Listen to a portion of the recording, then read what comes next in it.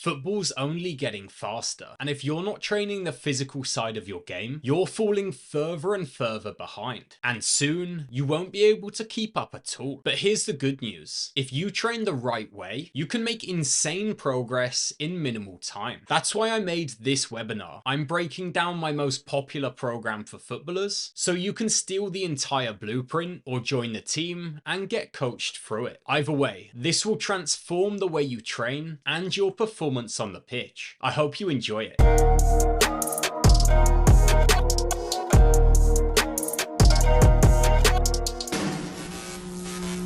Okay, so it looks like everyone's in here now. So welcome to the webinar. And today I'm going to show you how you're going to physically dominate your games in the next 12 weeks. So today we're going to cover first what the benefits of S&C are for footballers, how you're going to track your progress to make sure that you're making progress, how you're going to structure a workout to get the most out of that workout, and specifically to get the most out of different sections of that workout. Then we're going to look at maximizing your training week. So your training week's not just going to be made up of one session, it's going to be multiple sessions that come together. And finally, we're going to look at how you're going to ensure long-term success using that training week. So one workout in itself isn't going to be enough to transform your performance, but if you're doing multiple workouts a week for the next 12 weeks, that is enough to ensure your long-term success. So we're going to look at exactly how you're going to be able to achieve that.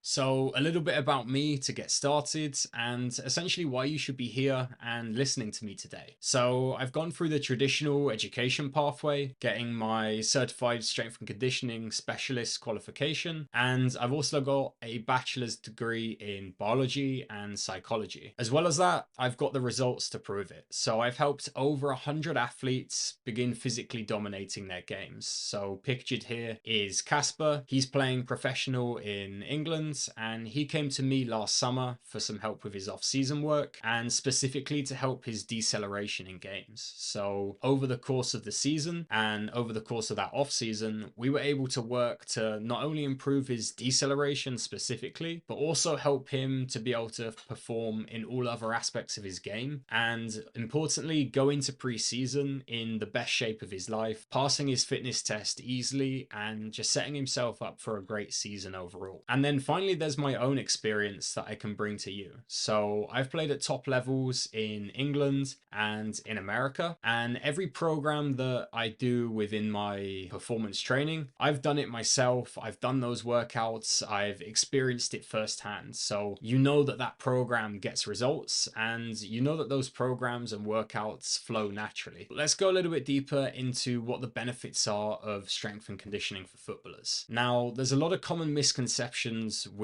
in the world of strength and conditioning, but more specifically in the world of football. These are 4 myths that I come across again and again that we're just going to get out the way to start here. So the first is the gym increases injury risk. Now, not only is that a myth, but the reality is that the gym can decrease injury risk. So even one workout a week throughout your season to maintain your strength is enough to help decrease that injury risk throughout your season. And another factor is that the injuries that you can possibly get within the gym are so much lower compared to the injuries that you can get within your training. So the gym's just a really safe space, safe environment for you to train and to make progress. The second is that the gym will make you bulky and slow. Now, in reality, this is only if you train like a bodybuilder. And even then, if you were to train exactly like a bodybuilder, but your diet was nailed and you weren't gaining excess fat, then realistically that training would still help your performance on the pitch. So the gym's only going to make you bulky and slow if you're not lifting weight fast, you're not doing your plyometrics, you're not increasing your strength, and you're not doing all of this whilst you're adding excess body fat. The third is that speed is all genetics, whereas in reality, just like any other quality, speed is trainable. Now, everyone has a different genetic starting point and a different genetic ceiling. So maybe your genetic ceiling's up here, but mine's only down here. But if I'm all the way down here, it doesn't matter because I haven't reached that genetic ceiling yet. And in fact, you're probably nowhere near it. So training your speed is essential, as it's probably the most important thing that you're going to train for maximum transfer to the pitch. And finally is there's no time for the gym. Now, this is understandable why a lot of people think this, especially if you're balancing work, you're balancing school, you're training part-time, full-time, you've got loads of different things going on in your life, you're trying to play football as it is, and then I'm here telling you that you should be training in the gym and on the pitch physically as well. But the reality is that you can make progress in minimal time. You don't need to be spending hours in the gym at once. Even just 20 minutes in the gym can be enough to make a load of progress as long as you do that consistently. But why do you actually need the gym? Essentially, I look at this from a few different components. The first is, what are you getting from your team sessions? What do you need in games?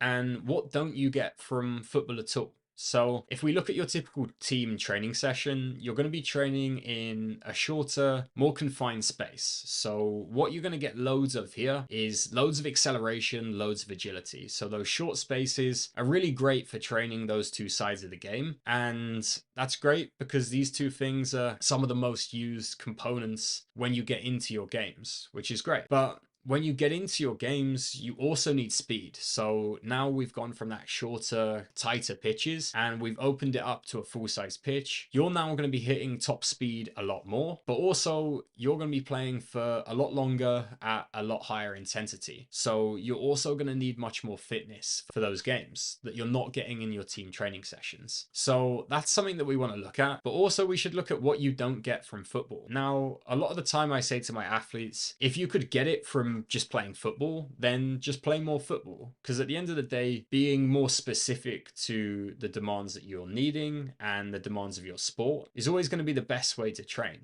But the real benefit of the gym is training these components that you don't get from football. So these could be plyometrics. Of course, you're going to be performing a few plyometrics on the pitch in your games, but you're not going to get those repeated effort plyometrics where you can really overload them like you can get in the gym. The second is isometrics, which can be great for reducing injuries, can be great for strengthening connective tissue. And again, you're never going to be holding an isometric in a game. So that's another great thing that you can train in the gym that you're not getting in football. The third is maximal strength. Now, of course, you're going to use your strength in a game, but you're never going to be getting under a heavy barbell or getting under a heavy weight like you would be doing in the gym. And the benefit of that is we're just training that extreme and really increasing your ability to produce force in the gym, but then to be able to produce force when you get onto the pitch. And finally is hypertrophy. Now, we all know that you're not going to gain muscle just from playing football, at least not much at all. So gaining some muscle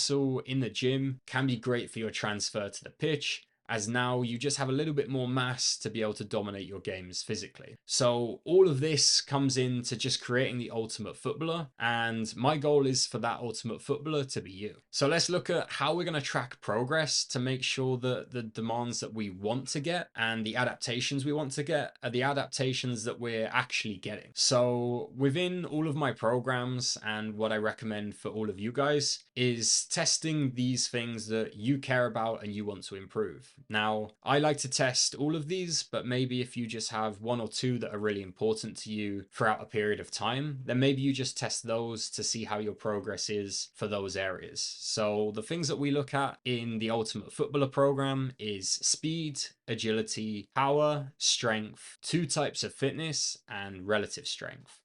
And we test these over 2 different days. So day 1 is testing on the field. Now we test power with a double broad jump. We test speed with a 32-yard dash. We test agility with a 24-yard shuffle. And we test your anaerobic fitness with a 352-yard shuffle. Now, you might look at these numbers and think that I've just pulled this out of thin air and just made it up to look fancy, these 32, 24. But these numbers are here for a very specific reason. And that is that the only lines on a football pitch that are consistent across all football pitches is the penalty box. So the width of the football pitch can change, the length can change, but the penalty box should always be the same. Now, Now, of course, you're going to get slight variation between pitches, but this is good enough where we can get really consistent readings across footballers from all over the world and get a great idea of how your performance stacks up against theirs and what potential areas of weakness you have. So the goal for the double broad jump is trying to get all of the athletes over 6 yards. So starting behind the goal line where the number 1 is and doing 2 broad jumps continuously, sticking the landing and then measuring the distance to your heels. The second one is speed. So the 32-yard dash is from one side of the 18-yard box to the opposite side of the 6-yard box where that number 2 is. And the reason for this distance is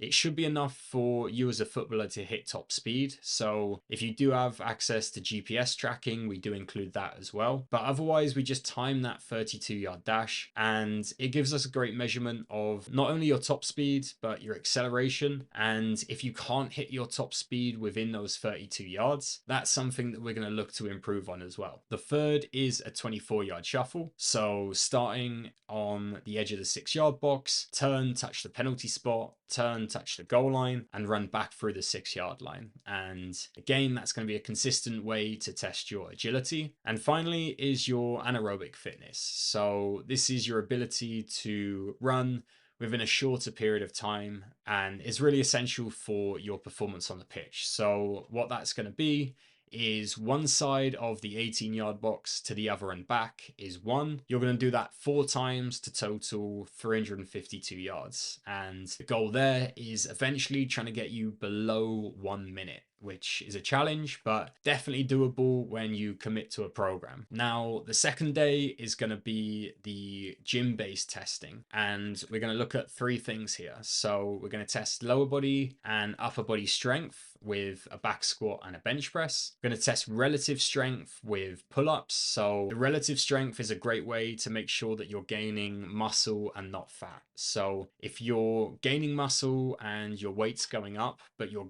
able to do more reps of pull-ups, it's a great sign that that weight that you're adding is muscle rather than fat. Whereas if you're getting heavier, but your number of reps for pull-ups are going down, it's a great sign that you're probably adding more fat than muscle. And finally is your aerobic fitness. So we do this with a Cooper run on the treadmill, and that's just going to be 12 minutes trying to run as far as you can in that time. Now, going back to the back squat and the bench press, I like testing this with around 3 rep max. So what you're going to use is around 93 to 100% of your old 1 rep max on the bar. And then you're just going to try and do that for as many reps as possible. So we get a better calculation of that as you get closer to testing in the program. But for most people, we're looking at that 95% range and then going for as many reps as possible. Then from there, we can take that set of as many as possible and then backtrack it into your 1 rep max. And essentially what that's going to help you do is remove the skill aspect of testing a 1 rep max, because the skill in itself of testing 1 rep max is an entire sport. That's powerlifting. And it can be hard to judge that, whereas working within that range, aiming for 3 reps but getting between 1 to 5 means that you can get it wrong a little bit but still get a great reading of your 1 rep max.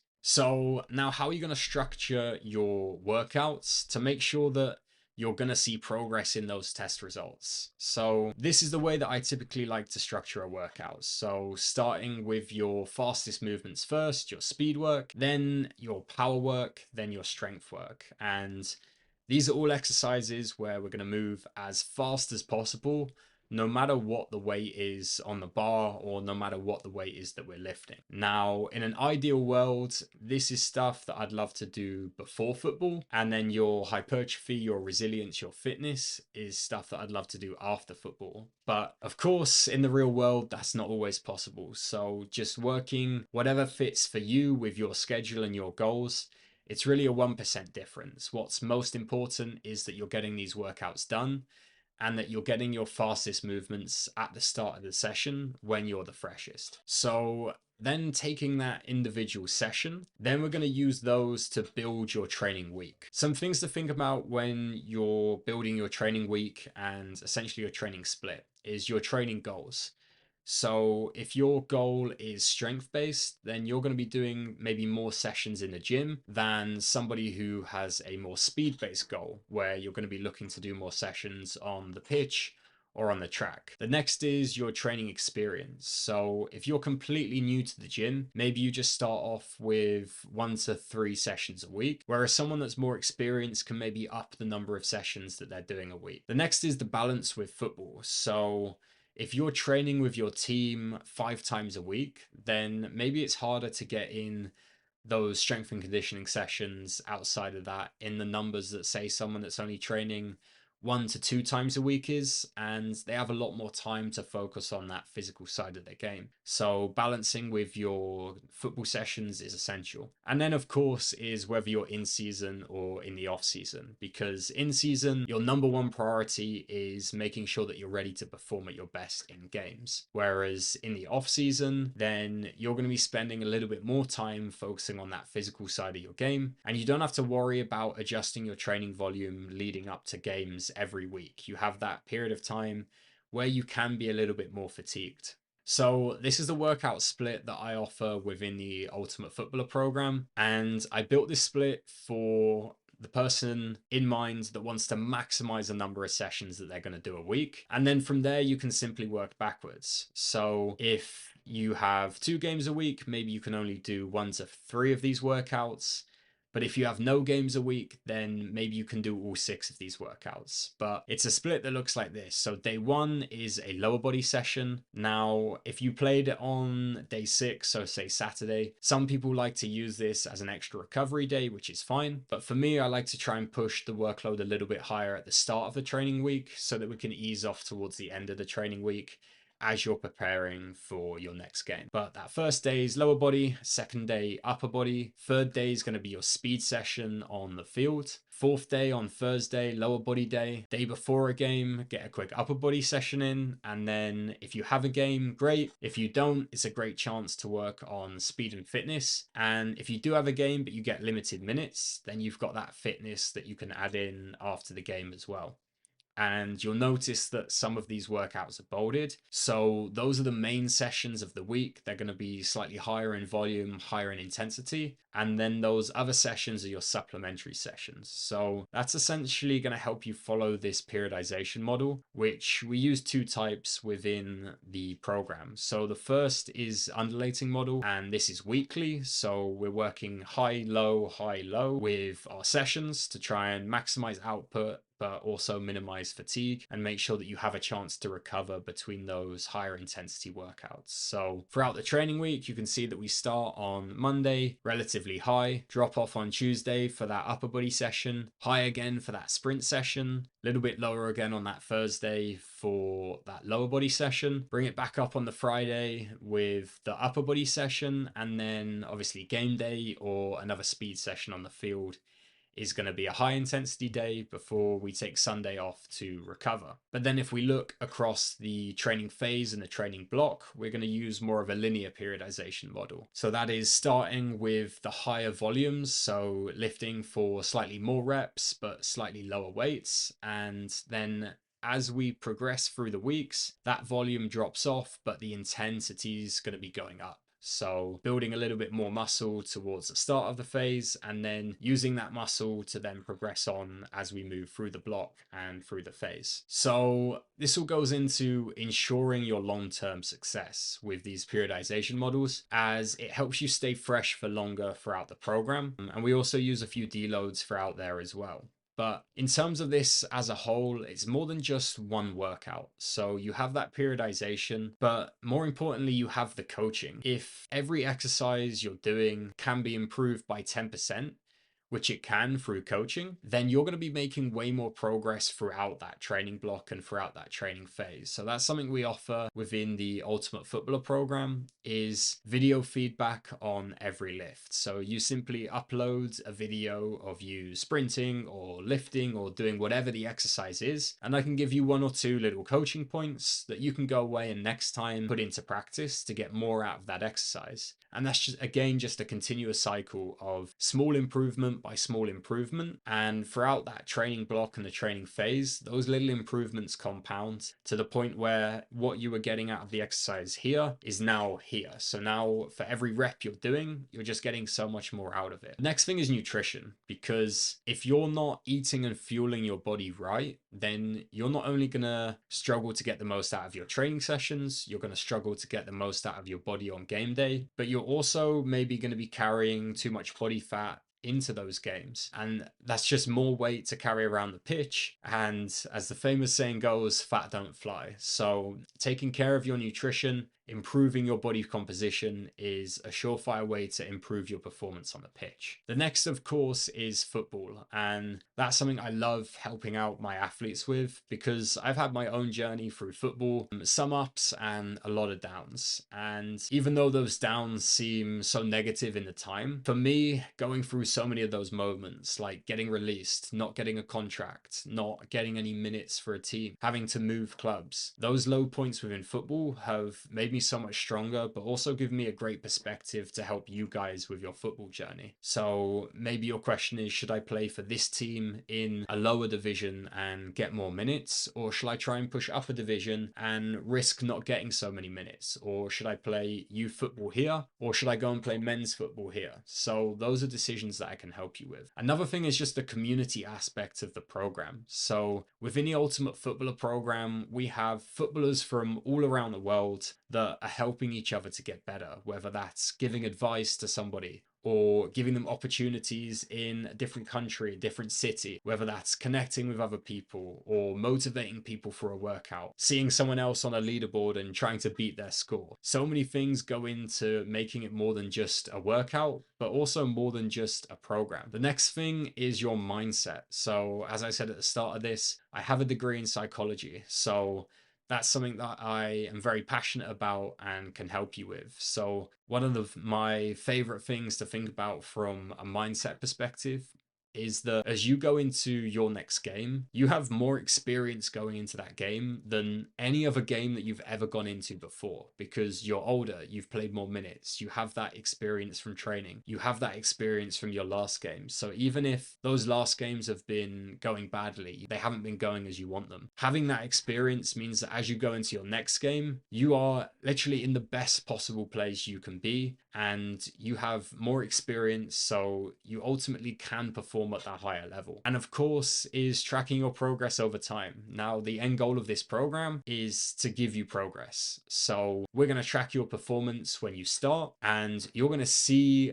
that performance improve throughout that training phase. So whether you join midway through the phase and you only get a few weeks, or whether you're with us from the start and you get all 12 weeks in, you're going to see yourself progress through that phase, guaranteed. So you don't have to worry anymore about not making progress, because you know that if you're putting in the work with these sessions, they're proven to get results. Guys, thanks to you for everyone that's joined in here, and thank you to everyone that's put a question in the chat below. So we're going to get to those questions now, but if you want to put all of this into practice, then you can get a 14-day free trial of the Ultimate Footballer program, which is built using everything that we've just spoken about here. But instead of you going and piecing together one piece from here, one piece from here, the program just brings it all together for you, easy to follow in an app with the community, where you are going to make progress, and ultimately you're going to transform your performance on the pitch and start physically dominating your games.